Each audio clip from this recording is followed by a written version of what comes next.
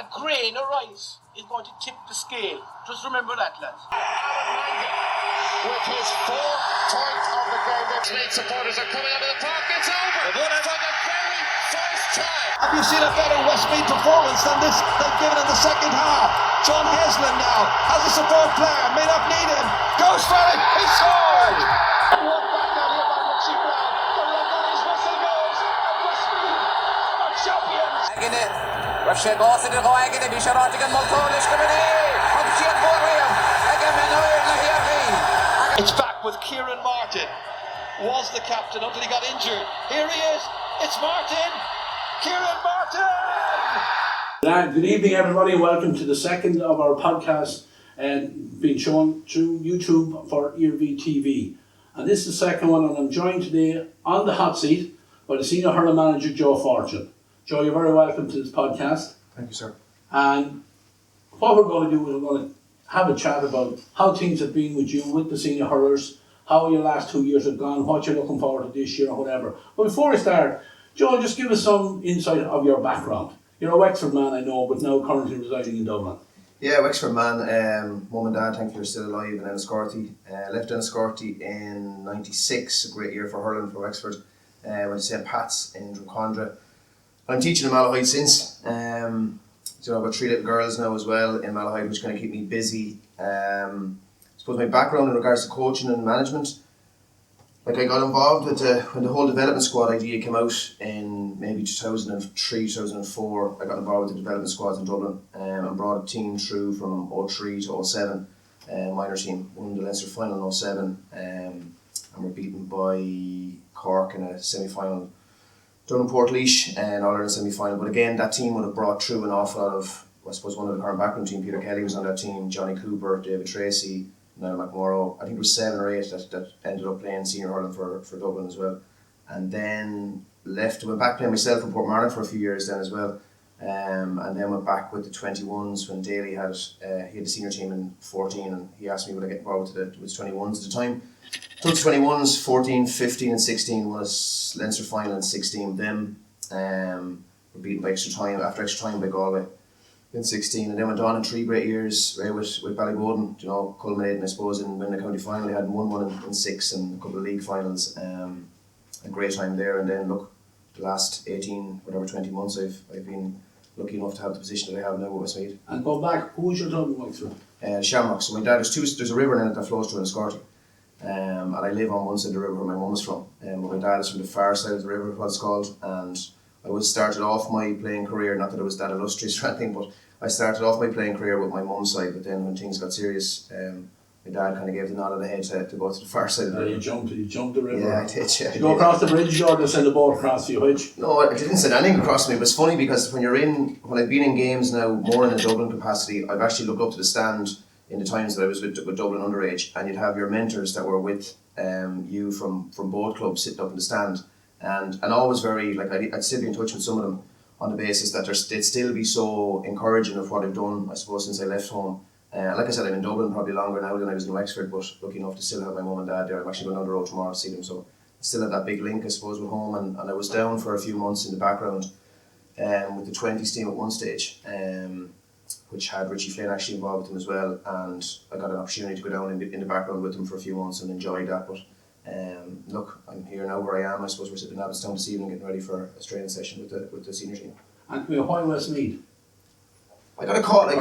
How? I suppose I got a call. The truthful, honest answer is, I got a call from the county board, and I met with a couple of the players, 2 significant players, and sat down and had a chat with them about where they wanted to go and why they wanted me. That was the question I asked, why me? And I suppose they had a couple of years where they'd been teetering on the brink of success, or maybe going up to Division 1, come back down. They'd lost their status, obviously. They were beaten by Laois, and had a conversation with a couple of them, and I met the county chairman, and I could see the vision that they had at the time for what they wanted to do with Westmeath hurling. And I think when you talk to a couple of players especially, I think it's easy coming from a delegate from the county board who promise you the earth, moon and the stars in every capacity in any county, but I think when you sit down with the players and you see the enthusiasm and the real draw and drive that they have to get to the next level, that impressed me, and I suppose that's what made me start driving the road to Mullingar 4 or 5 times a week. Yeah, and look, I know it's been an issue as well that we're, like you say, we're here in Abbottown here this evening. You know, not ideal either, you know, with the situation in Westmeath, no centre of excellence and stuff like that. But it is what it is, and so you have to make the most of what you can get here. It's hard going. Like, to be truthful and honest about it, like you have a group of really elite, aspiring athletes who train as hard as any inter-county team. And I've mentioned on a number of occasions how proud you'd be at times to stand on the line, but yourself for the Walsh Cup gigs that you got, and even for National League and Championship matches last year, how there's such a group who aspire to want to be at a different level. And the frustrating thing is, like, we don't have a real place to call home. Like you go down, I suppose last year we were in Division 2, we went to Carlow, Kildare, down, all those clubs that are teams that we were competing against last year, and you see the facilities that they have available. And we're up here tonight, I suppose we train in Dublin once a week in Abbottown on the basis that's a really, obviously the sod that's in Abbottown is incredible, it's credit to the staff that are here, but we don't have a place of equal quality or near equal quality in Westmeath.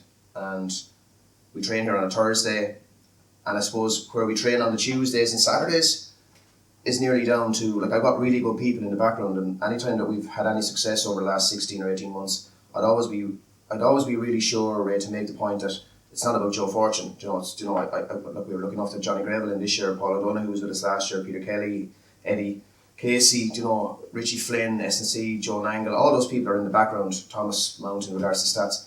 But I couldn't do what I do in a lot of ways without what Keith Quinn does for me. Like, and people don't see the work that you're, like, the old term was probably kitman, and I suppose now they're more logistics, they're everything. Like, I remember Dalo talking when Daly had the dubs about a fella called Ray Finn, who's back in with Dublin this year, and he said that if he was ever to get an operation, even though Ray had no medical background, he'd have Ray do the operation because he was so particular with his preparation.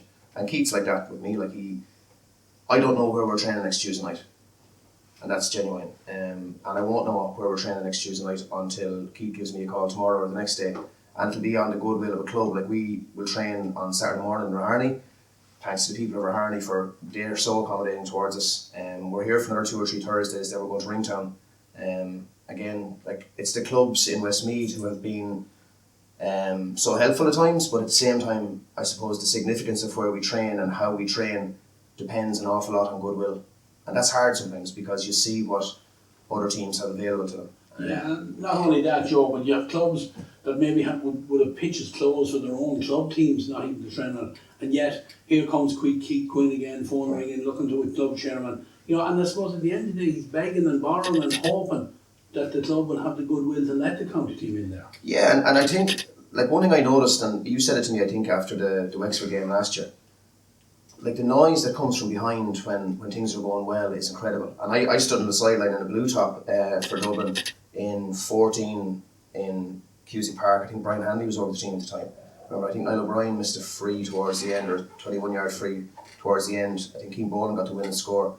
But I remember at the time, I think Hanley was on his knees, like, saying, please put it, please go for it, Niall. And Niall, I think Conor Dooley saved it, went down the pitch, we got the winning point. But I'll never forget the noise that was in Cusack Park. And the first time I noticed that myself as the manager real was last year against Wexford.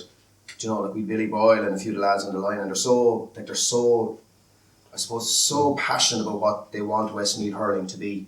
And I remember, Billy was like, it was like a scene on the Braveheart, like he was up to the crowd, and I remember Shot Stack was on the line, and it was incredible to be. And I suppose my point on that is the goodwill of Westmeath club people is what's allowing us venues to train. And if I didn't have people in the background, like I said, looking for, I just wonder at times, like, these players that are there, they're putting their lives on hold. They get, the county board have been so, I suppose, forthcoming with what they do for the players in regards to preparation and setup, but they can't. I don't expect them to build a centre of excellence overnight, and I've always said that to Frank and that, like that. But the facilities that are there at the moment are not conducive to, I suppose, Division 1 hurling teams, and that's something that we really need to look at going forward. Yeah, and look, we personally, I look across the road into Offaly and see what the Faithful Fields has done to them, and as you're aware, I was with development squads too coming up along, and it was the same thing back then 10, 12 years ago. You were still borrowing, like, I had Martina Siri as a coordinator, and again she was asking and begging and pleading to get into grounds. You know, so there's been a lot of time that there was opportunities maybe when times were better, there was more money around, but it's certainly something that needs to be done sooner rather than later for the development of hurling and football within Westmeath. Yeah, and I think from a hurling perspective, like, look, I've always been kind of really honest and forthcoming. When anybody asks me a question, I give them the answer. I say the same to players. If a player comes to me and asks me why I'm not playing, I've done that for my management career, I suppose, with any team that I've been with. I'd hold myself on the basis that if you don't have a good relationship with your players and you don't understand the player outside the white line, then he's not going to go to that dark place for you. And I know when I met the players last year after what was, somewhat of a successful year, 22, you win Division 2, you maintain your Leinster status, a couple of good performances in Championship. But I met the players on the basis that, okay, to get to the next level, I remember Jogger saying to me, if we stay the same, then we'll go back a step or two. We have to add and add and add. And anything that the players looked for, in fairness to the county board, they backed us on any support that they could do within relative, attainable things. But when it comes to the pitches, it's just something that, it's frustrating. It's something, like you said, you mentioned Offaly there. Offaly now will go up to Division 1 next year. Look at the facilities they have available to them. And that can't be changed overnight. And I suppose the work that Frank and the lads are doing in there is a view to maybe in the future looking at the idea of Westmeath having a centre of excellence, because they're going to need to have a play, rather than have that kind of nomadic nature to God knows where you're going to be on Tuesday night or the following Thursday. We have 2 Thursdays left, like I said here, and I'm so grateful to have Abbottown as a venue to train in. But after that, Ray, I don't know where we are. Yeah, well, look, it's an issue that's going to be there. I'm sure the powers that be, even after you're gone from your post in Westmeath, it's still going to have She's trying to get rid of me already. I'm only here for 10 minutes still. No, I know not. But it has dragged on for a while, so it's something that's going to have to be. Somebody's going to have to grasp the nettle and try and get funding done and get a piece of ground, and hopefully it'll happen sooner rather than later. Anyway, come here. We'll go back to last year. Take you back to last year in your year, Division 2A. Little hiccup maybe against Down earlier on. But you got the show back on the road and won Division 2A, put you back into the league this year. But the Championship last year, that game against Wexford you mentioned, and also the game against Laois, probably 2 of the better days for Westmeath hurling in a long number of years. You must have been very proud of that group.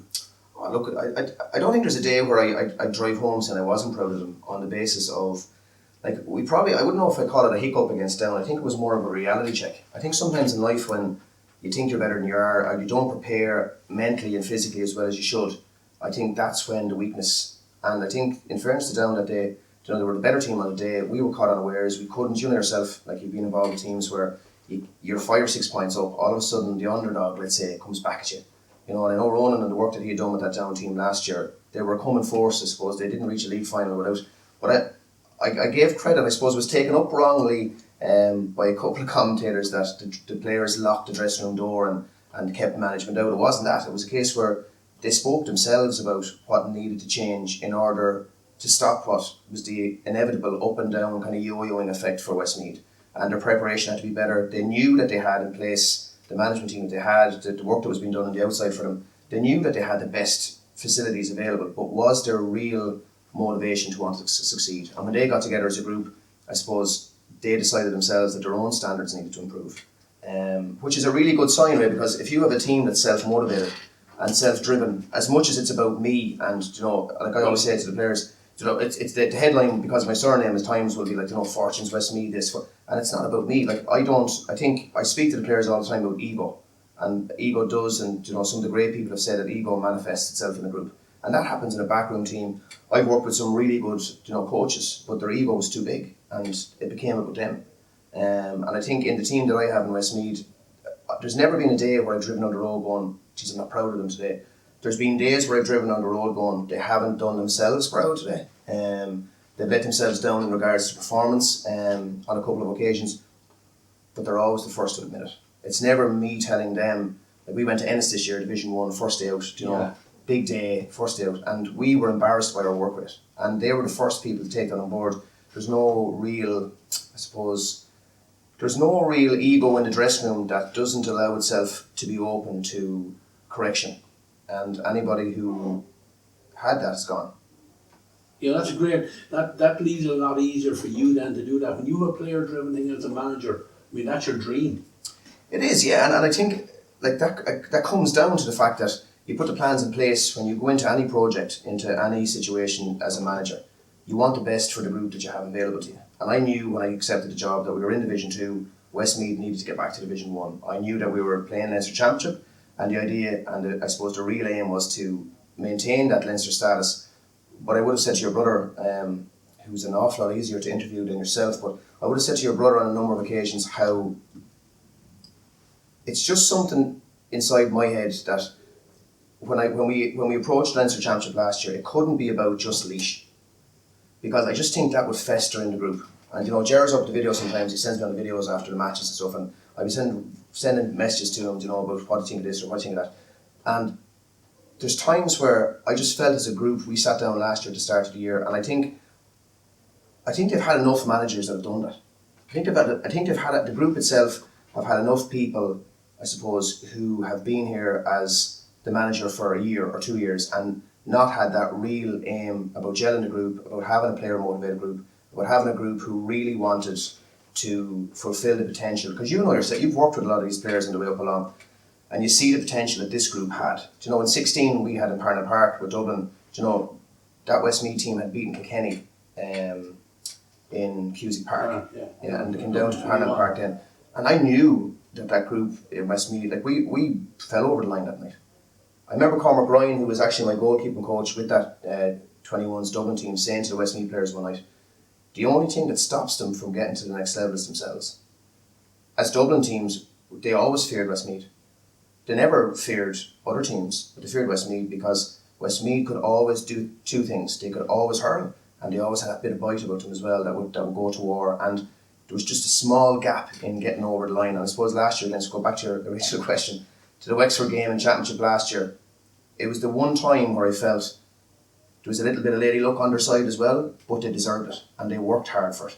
And look, that summer's even, as much as I'm still so proud to be from Wexford and that's where I came from, it was such an even, just the emotion at the end, from yourselves, the people, I've said to the players, even that PRO annoys me at times, Maria, I would say to her, I'll be gone in the next year, 2, 3, 4 years, whenever I'm gone. And that night will never leave the memory of Westmeath hurling people. The same way as the performance I think they put on against Laois the following weekend, because I remember when I was doing the video with Marie and that, I think at the time, just when we were getting interviewed, it was it's all about next week, Joe. It's all about next. They didn't even give me 20 seconds to enjoy that evening, But look, again, I go back to last year. We kind of drew a line under that. We drew a line under the fact that it was somewhat of a successful year on the basis that we attained the 3 things that we wanted to do.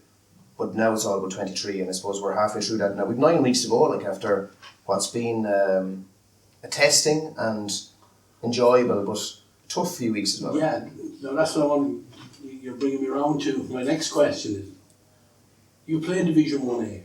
Yeah. You were playing 5D probably, maybe with the exception of Kilkenny, you were playing 5 of the top 6 best hurling teams in Ireland. From the outside, anyone looking would say, you're going to get hammered in the 5 games. No, it didn't prove to be that way. But that must have been some test of your management skills to keep chins up despite defeats. And I know the league started off poorly with probably your worst performance. But to keep that group motivated to what turned out to be the crucial game against Laois and get that performance down in Thurles. Again, huge kudos to you, but it must have been hard work. It must have been a long league campaign in your own mind. Yeah, it's I suppose you have to look at it in a number of different kind of facets as well. Like I said, I bowled them for 3 years, right, as a club team. I think we had 53 games over the 3 years that I had them. I've said this stat to the players a few times. And over the 3 years, I think we lost 4 games. So including league, championship, Leinster championship, we lost 4 games in 3 years. Okay, so Daddy was coming home happy 49 times out of 53, we'd say, right? I don't like losing. Right? I suppose I aspire to want to be the best at. I think my father tells a story that the only time that a Christian brother ever called him into school was on the basis that I think it was about 10 or 11, and he said, look, he academically is fine, socially he's fine, doing really well, but he always has to be best. And I don't think I've ever really changed that. I want the best for my players, the group that are downstairs getting ready to go training, the group that I had in Bowden, the group that I had in Dublin. I'd always want to do for the best for the group of players that I have. But the league this year was something that I suppose we approached it on the basis that we had to get to see a number of players during the World Cup. We had some significant injuries, and I remember reading about, we went down to play Cork in Páirc Uí Chaoimh, and there was talk in the media about, Cork played a lesser team, against Westmeath. But like, we were without Niall Mitchell, we were without, Derek McNicholas, we were without Angus Clark, we were without Cormac Boyle, we were without, lad Tommy Gallagher, lads who would have started nearly every single game. So 5 of my starting team last year from Division 2 was gone. Which is a third of a team. Yeah, and yet Cork were playing a weakened team. And I suppose the thing that would irk me sometimes would be when you read, and I mentioned this after the match in Thurles, when you read some of the comments that are written on social media or online at times about certain players coming back in or certain players being away. Like, say for example, Angus went travelling this year. Like, Angus was the captain last year with Killian. He decides to go travelling. Sure, like, you're not going to stop a young lad going away for a certain amount of time, even though he might be not young anymore. But you never take away that chance and opportunity for a chap to go away. And we were playing National League games without a third of the team that we had available to us last year. And we had some new young lads in, and I suppose the fact that we were trying to get some game time into them, but really that chance is not there for, like, if you're playing Division 2 or Division 3, right? Like, look at the footballers, right? You might have that opportunity and chance in Division 3 to really look at young players on a consistent level. But at Division 1 hurling level, you might get them in for 5 or 10 minutes, and that's the real... Yeah, it's a really tough place to be. Like, it can be a lonely place for a young fella if it goes wrong. And it can you have to manage that as well, and you have to manage expectations of of the player, of the club, of, I suppose, the underage development that's coming through. From a manager's perspective, but also like, you read some stuff at times, and it annoys me that I suppose you're trying to do your best in the job that you're in for the future of Westmeath hurling. And like I said to you before, I will always do my best for the group of players that I have, and I suppose facing into Division 1 this year, I did say to the lads, like, we drew with Cork, or beat Cork by a point in the second half, I think. And I said the same about the Limerick game. I think we drew the second half against Limerick. We had to take those positives, but not until we beat Laois. And I said that to them. I said, look, you can't enjoy like, we were coming off the field, I remember after the Limerick game, and I said to the players in the group, like, we're in the circle, I said, whatever you do, take no taps on the back here and on the way out. If anybody said taps me on the back, I'll tell them to fuck off, because it's not something that, for me, to really, I'm allowed to say that, to be the group that this group wants to be, they don't need proverbial kudos on the basis of, geez, you did well today, lads, but you didn't win. They want to win games, and some games are attainable and some games are not. But we understand that there has to be learnings in each of the games, and I suppose that game against Limerick showed us that there are some of these players can compete at the top level, but we need more coming through. And I suppose the younger lads who are coming through, they mightn't have got the significant game time that we would have loved to give them. But if you step back from it and you're a real hurling man, could you really throw them into a cauldron to be burnt? Like I said, we've seen teams at similar levels and maybe just a small bit higher than us who burnt young lads in championship and in league hurling, and they've never come back. Yeah. So I suppose that's my point. Yeah. How have you had much dealings with the other managers in the underage? Have you seen much of the underage talent come through Westmeath? I know we have a small pool of players. Is there talent there to look forward to? There is talent. There is talent. Like, there's not a conveyor belt of talent coming through. Like, I suppose there's real talent coming through in Limerick, and I know that Cork have massive talent coming through at underage. Galway the same. I see some of the stuff that's coming through in Dublin as well, and I suppose the fact that I'm still living there, I see some of the stuff that they're doing. Like, we do, like, on the basis of what's there. Like, look, the 20s last year with Andrew looking after them. Like, they had a decent performance last week against Offaly. Like, we've got 5 of the lads in with us. I'd rate them all really highly. I think they'll all play senior inter-county hurling for Westmeath in the future. But you have to pick the right time. And I suppose I would always be strong on the point that these lads will learn an awful lot. If you can't learn an environment with Tommy Doyle, Killian Doyle, Robbie Greville, Niall O'Brien, if you can't learn Jack Galvin, if you can't learn in that environment, then there's something wrong. And I think my thing would be, look, they're immersed into a high performance environment with a senior, in a senior capacity, but then they go back and play their games obviously with their own age group, and they train Tuesday night with the 20s, and they trained all last week with the 20s. We'll have them tonight for an element of the session tonight, but because they've got a game on Saturday, we can't do too much with them tonight, But there is talent coming through. The minors are doing really well at the moment. Will I still be here when they come through? We don't know. Sure, that's for the next podcast maybe.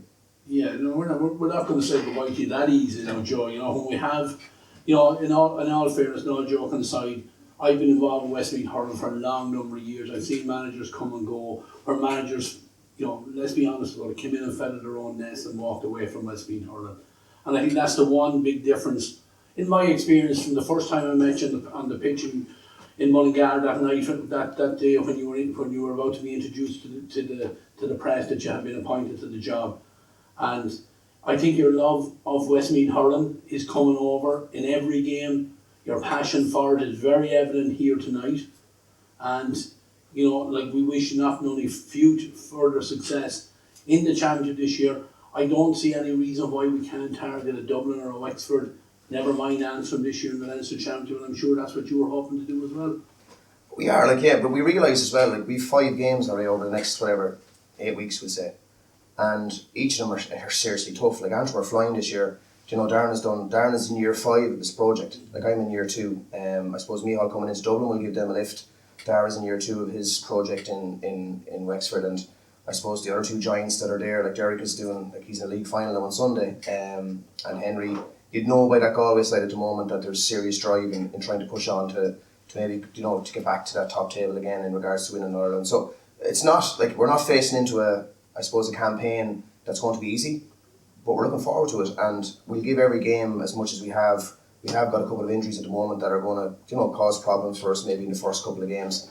But look, the group that's downstairs they're a proud bunch. I've said to you a number of occasions, I'm a proud person to be part of the group. I don't put it down to myself in any capacity. I think you're only as good as the people you have around you, and I think the people that we have around us at the moment, from a backroom point of view and from a playing point of view, you know, they're a credit. And I've said this again a few times, they're a credit to the clubs, but their families, the people who brought them there. We spoke last week before we played Laois about trying to create this legacy idea where they gave the next generation of Westmeath hurlers an opportunity and a chance to play at the top level. And I asked them going down to Turles that morning, I said, give the young lads who want to be the next Tommy Doyle or Darragh Egerton or Noel Connaughton, give them a chance to play at the top level. Do you know, the people who put you here, that, you know, when you were 7 or 8, that did without maybe just to get you to that training session. You know, the people whose parents maybe split up and the mum was there with 3 or 4 kids and did everything she could to bring the lad to the Westmeath training session. Gave them something back today, like, and they did. And look, we're back in Division 1 again next year. The Leinster Championship will be a tough campaign, but we'll go with that with everything we have. Yeah. Joe, the one thing that strikes me, and it's the first time I've really spoken to you for this length of time, but you're hugely passionate. Do you ever unwind? Like, Westmeath hurling seems to have it totally consumed right now. Do you ever get a chance to hit a golf ball or go on a holiday? Or no, I do. I love my holidays. I do. I would have went to Spain, I'd say, for a few days after a Laois match, but the oldest girl's passport was out of date. But I think I remember doing a podcast with a good friend of mine before, Sideline, and she said to me about, what's your switch off? I think if you're doing a job properly, I think you have to be focused when you're in job. I think when it comes to June, July, yeah, I'll switch off. We'll go to Portugal for 3 or 4 weeks maybe in August, but I am a big family man. Look, my 3 girls are, you know, I suppose I couldn't do the job I do without an understanding wife. But the 3 girls now, like, 3 girls be at home, and, you know, I've sent a couple of videos to the lads, and they'd be talking about, like, my girls know Killian Doyle and Tommy Doyle and Angus when he was here and Jack Galvin. They talk about the lads now because I bring that home with me as well. I keep saying to you that, you know, it's easy to sit in a podcast and tell people what they want to hear. Or the true thing for me is, if you don't care about the group, they just won't go to that place for you. Yeah. And whether we're successful against any of the 5 teams that we have coming up now, Ray, it won't be down to the fact that the lads know that we put everything on the line for them when we're here. And then the decision will be made in, you know, July or August time about whether I go for year 3 or not. But that decision won't be made till we go through championship. And I suppose when I am here, I'm conscious that I put everything that I have into it. So hitting a golf ball, not since I've come up here, no. No invites either though from any of those fancy clubs that are in Westmeath. So maybe that might. Right. I'll have to look at. I'll get that changed for you, certainly will. Yeah. We're going to finish up. Yeah. 2 questions. Favourite soccer team? Favourite soccer team? I go with Jack Galvin on that one and say Spurs. Yeah. Yeah. And the last question? That's a poor question, right? I know it is, but I just wanted to snag you about it anyway. You know, Harry Kane and the likes. Last question. In a pair of runners with shorts, black socks or white socks? Absolutely White Sox, but I suppose when you look at some of the players I have and their fashion sense, Like I think of Davy Glennon, I think of Jack Alvin, I think of there's a few of them down there, like that have seriously weird fashion sense. And I suppose the question as well, I suppose, in some capacity, how lads can have a good tan in February, March, April. But look, there's a bunch down there. I suppose it's hard to say to you that there's so much character in them, and it's not the success they have is nothing to do with me. And I put my hand up and say, when I'm gone down the road from Mullingar to back to Malahide again, and whatever I do next, it won't be just because of me. It'll be because the group that's there is so strong, and the people that I have in the background that I've mentioned, they do all the work for me. I just come up and I just make sure that it's all tied in together. Look, Joe, you've been a little bit too modest in that there. But look, we're going to finish up here now, so I'll let you go back down to your group. I want to thank you for sitting down with me here today. I want to thank you for your cooperation through the last 2 years, and being so open and willing to talk. And I know on the bus coming from Laois, you were good and kind enough to answer my call, and I really appreciate that. Just remember, before you finish, because I know you finish it, the people who text you or ring you, like, you didn't ring me just on the days where we won. I remember meeting Keith Quinn in Kinnegad one day. I think it was the day we were beaten by Down, actually. I'd seen a couple of smiley faces walking out of Mullingar. Their backroom team, the Downs backroom team, who I know quite well, who kind of followed us to Thurles, I suppose, as well, with some comments. But you rang, and Keith rang, and Thomas rang, and Frank rang, and Patrick rang, and it's the people. Marie rang, even though you might want to call from Marie at times, but they'd ring you on the basis that they care, and they know that it's not the people on the good days, Ray, it's the people on the bad days that need to pick you back up again. Yeah, well, look, A grain of rice is going to tip the scale. Just remember that, lads. With his fourth point of the game, the Leeds supporters are coming out of the park. It's over for the very first time. Have you seen a better Westmeath performance than this they've given in the second half? John Haslam now has a support player, may not need him. Goes for it, he scored! One back down here by Richie Brown. The red on his whistle goes, and Westmeath are champions. Agine, Russia goes to the go agine, Bisharotic and Multolish Committee. Objection for him. Again, Iarmhi. It's back with Kieran Martin. Was the captain until he got injured. Here he is. It's Martin. Kieran Martin!